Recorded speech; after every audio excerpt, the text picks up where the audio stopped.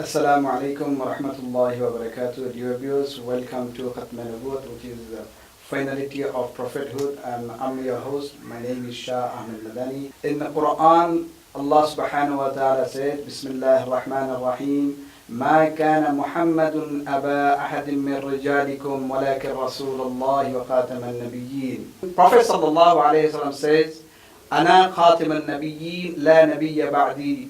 We have a guest today, Maulana Mumtaz al-Haq Sahab, who is a Khatib of South London Islamic Center. Now I'll call the Sheikh Maulana Mumtaz al-Haq Sahab to put some light on Khatme al-Nabiyyin. What is Khatme al-Nabiyyin? And Maulana is here, inshallah, Sheikh. So Sheikh, Assalamu alaikum.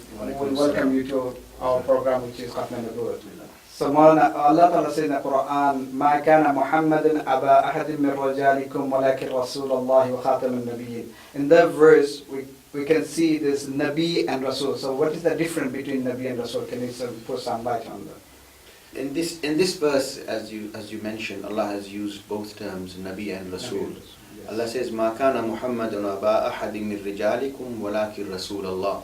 That Muhammad sallallahu alayhi wasallam is not the father of any of you from the men, but rather he is a Rasul of Allah and the last of the prophets. Even Allah Ta'ala says he's the last. The last of the prophets.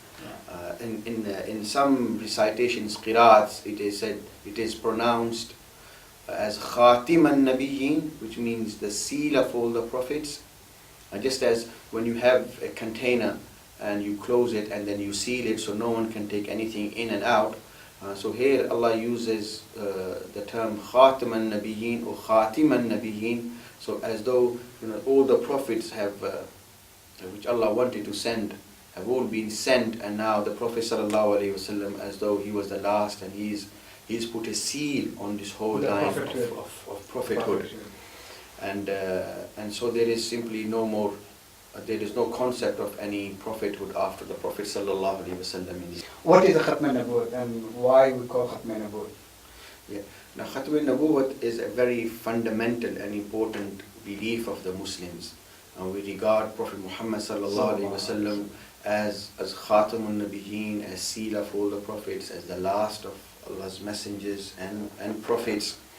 And this is obviously very significant in the sense that this shows the importance and the status of the Prophet sallallahu alaihi wasallam in the eyes of Allah, that Allah so intended that the Prophet sallallahu alaihi wasallam, he should deliver Allah's message to people, to mankind and to humanity at large in such a manner that there will simply remain no need for any other prophet.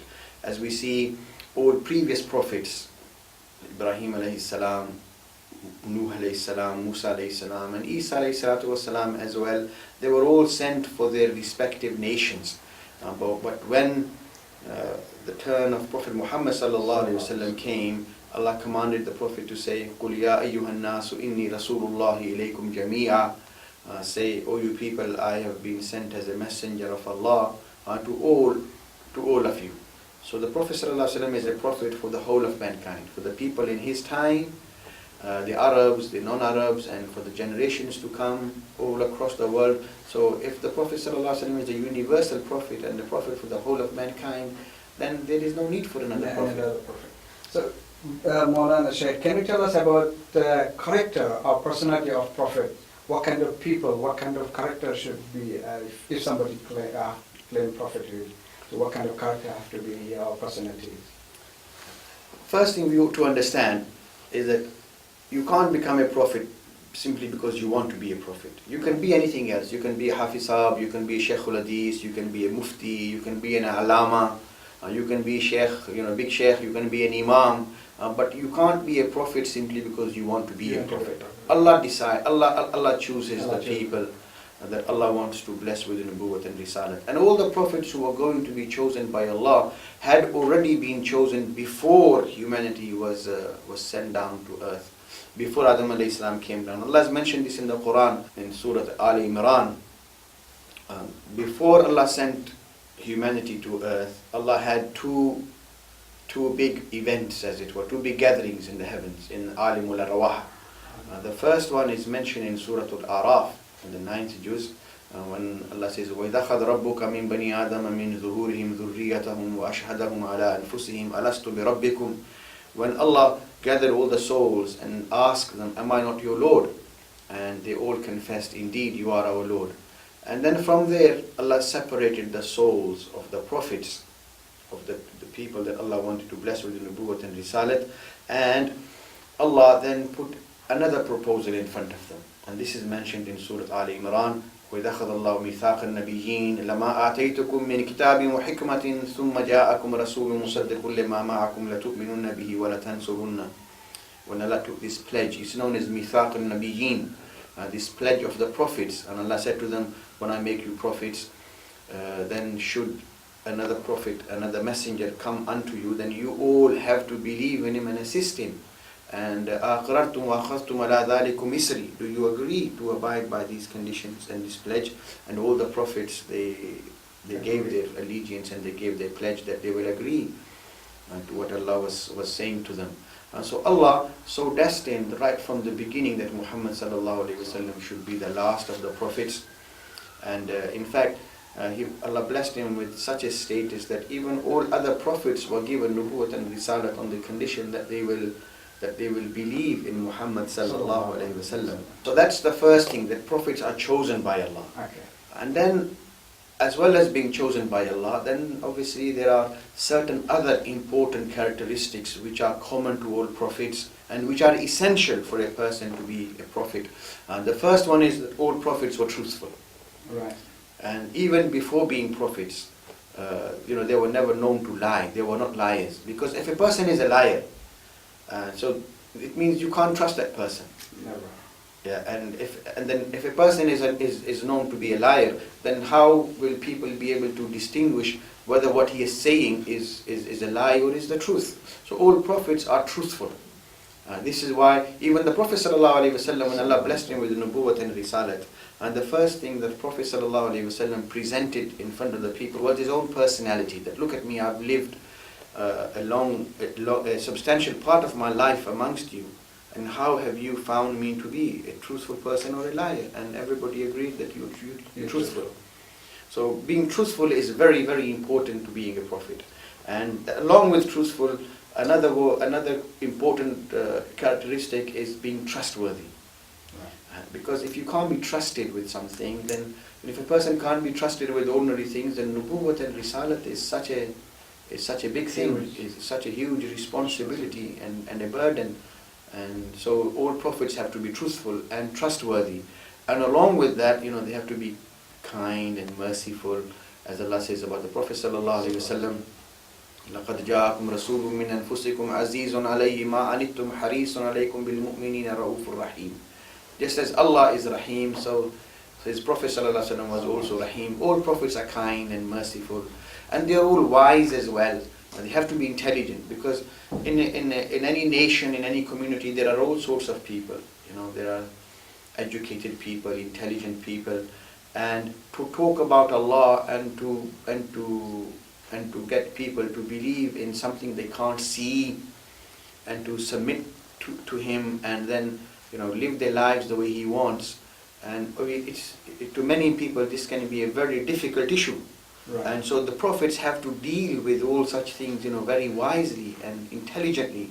So prophets are, amongst the most intelligent people in their community, and they are wise. They are kind, and they are merciful. They are generous, and along with that, another important personality or characteristic of prophets is that they are fearless. They don't fear anyone. Allah says in the Quran, الَّذِينَ يُبَلِّغُونَ رِسَالَاتِ اللَّهِ وَيَخْشَوْنَهُ وَلَا يَخْشَوْنَ أَحَدًا إِلَّا اللَّهِ. And people who are who propagate Allah's message, then they fear Allah and Allah alone and nobody else. And this is very important, because if you fear someone, then you can't give him, you can't give him Allah's message, and you can't tell him he's wrong. And Exactly. it's very important for prophets to be brave, and so on.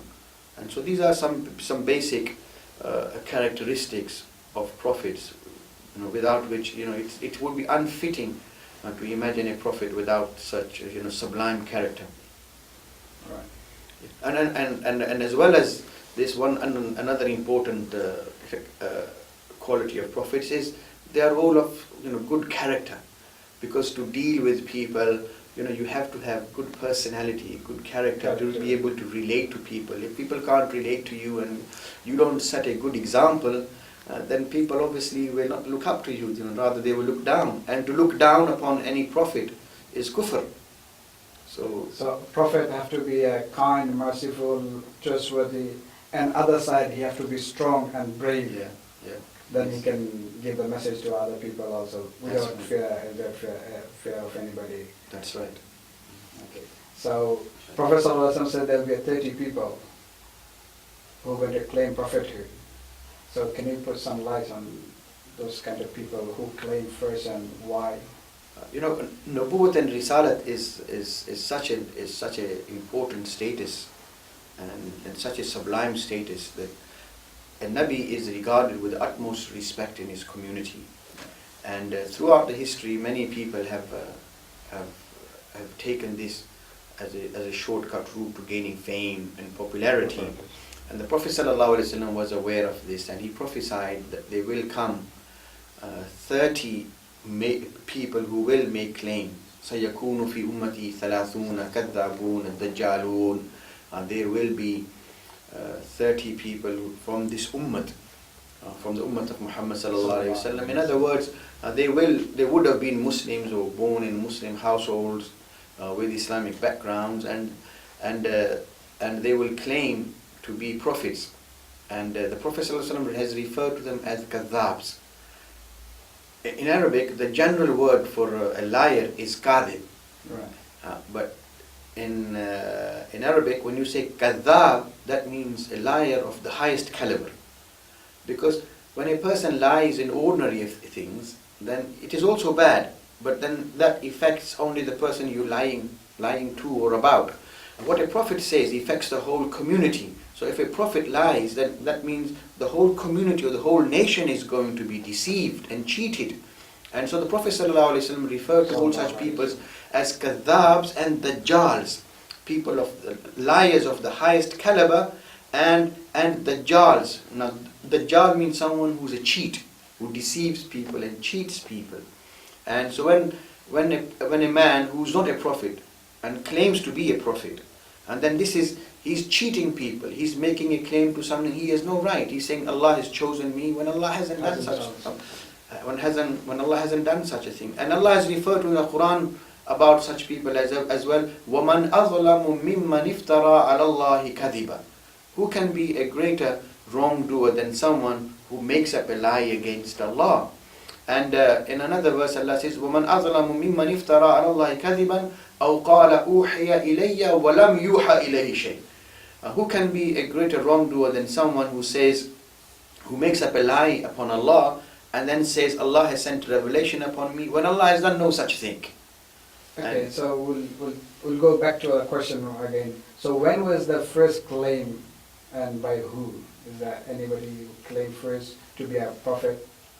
Yeah. If you can put some. Yeah, the Prophet ﷺ said in this ummah there will be 30 such people. 30. And the first amongst them appeared in the very life of Rasulullah ﷺ, a man who became known as Musaylima Kadhab, while the Prophet was still alive. Oh, And it's strange, he sent a letter to the Prophet ﷺ giving the Prophet a proposal, and he said that Allah has also chosen me and blessed me with the nubuwwat, and Allah has made me a prophet as well. But what we'll do is we'll work together and let's compromise. You become a prophet for the cities and let me be the prophet for the villages. but the Prophet ﷺ rejected his proposal outright, and did not entertain such a thought even for a moment. And Musaylima Kadhab was later dealt with in the Khilafat of Abu Bakr radiallahu ta'ala anhu. The Prophet ﷺ passed away in the meantime, and Abu Bakr radiallahu ta'ala anhu sent an army to deal with him, and he was dealt with. There were also other people, Aswad Ansi, Tulaha Asadi, and there was even a woman, Sajab bint Harith. She also made a claim to being prophetess. In fact, then, she compromised with the Musaylima Kadhab, and Musaylima proposed to her and married her, and she said that I'll be a prophet for the women and Musaylima be a prophet for the men. So that way they wanted to keep nubuwwat in their own household, and so on. But obviously over the centuries, many people have laid a claim to being Nabi, and in the last century, obviously the very famous case of Mirza Ghulam Ahmad. What is the significance of this issue? Aqidah of Khatme Nabuwwat is very crucial and very important and very fundamental to Islamic teachings. In fact, so much so, obviously you recited one verse from the Quran, مَا كَانَ مُحَمَّدٌ أَبَا أَحَدٍ مِّن رِجَالِكُمْ وَلَٰكِنْ رَسُولَ اللَّهِ وَخَاتَمَ النَّبِيِّينَ, which is clear that the Prophet ﷺ is the last prophet. But in fact, along with that, this Aqidah of Khatme Nabuwwat is mentioned on the very first page of the Quran. And obviously it doesn't mention it in those plain clear terms, but when we look at the ayat, we see and we can understand how important it is. Because on the very first page where Surah Baqarah starts, Allah says, Alif Lam Mim, ذَلِكَ الْكِتَابُ لَا رَيْبَ فِيهِ. This is the book in which there is no doubt. هُدًى لِلْمُتَّقِينَ. It has been sent as guidance for the muttaqeens. Then Allah goes on to describe who the muttaqeen are. الَّذِينَ يُؤْمِنُونَ بِالْغَيْبِ. Those who believe in the unseen. وَيُقِيمُونَ الصَّلَاةِ. They establish salat. وَمِمَّا رَزَقْنَاهُمْ يُنْفِقُونَ. From what Allah has given them, they spend. And then Allah says, وَالَّذِينَ يُؤْمِنُونَ بِمَا أُنزِلَ إِلَيْكَ. They are the ones who believe in what was revealed to you. In other words, to Prophet Muhammad sallallahu alaihi wasallam. وَالَّذِينَ يُؤْمِنُونَ بِمَا أُنزِلَ إِلَيْكَ وَمَا أُنزِلَ مِنْ قَبْلِكَ. And they also believe in what was revealed before you. And then Allah says, وَبِالْآخِرَةِ هُمْ يُوقِنُونَ. And they have firm belief, yaqeen, upon akhirah. Akhirat here implies the life of the hereafter. And the word akhirah is used in many parts in the Quran to imply nothing but the life hereafter. And then Allah goes on to say, أُولَٰئِكَ عَلَىٰ هُدًى مِّن رَبِّهِمْ. These are the people who are on the right path from their Lord. وَأُولَٰئِكَ هُمُ الْمُفْلِحُونَ. And they are the ones who will be successful. Allah mentions two revelations. Revelation given to Rasulullah sallallahu alaihi wasallam, and the revelation which was sent before him. Now Allah makes no mention of something to come afterwards. If there was to be another prophet after the Prophet sallallahu alaihi wasallam, then Allah would have said, وَالَّذِينَ يُؤْمِنُونَ بِمَا أُنزِلَ إِلَيْكَ وَمَا أُنزِلَ مِنْ قَبْلِكَ وَيُؤْمِنُونَ بِمَا يُنزَلُ مِنْ بَعْدِكَ. What will be revealed after you. But Allah makes no mention. So it means it's clear that the revelation given to Rasulullah sallallahu alaihi wasallam and the revelation which was given and sent before him, just believe in these two revelations is sufficient. Then Allah says, أُولَٰئِكَ عَلَىٰ هُدًى مِّن رَبِّهِمْ. Such people who believe in what was given to Rasulullah and what was given before him, they are on the right path. And they are the ones who will be successful. So if anybody believes in another revelation which is not mentioned, and claims, that this is from Allah, then this obviously has to be a lie. And so this is an accusation on Allah that Allah has sent such a revelation when Allah has done no such thing. And not just this, because we believe that Allah sent many prophets before Muhammad sallallahu alaihi wasallam. They all came and they propagated Allah's message to the people. And with time, then Allah sent Muhammad sallallahu alaihi wasallam as a universal and a global prophet. Now, if there was a need, if another prophet now comes, then this means that the nubuwwat and risalat of Muhammad sallallahu alaihi wasallam was insufficient, was inadequate.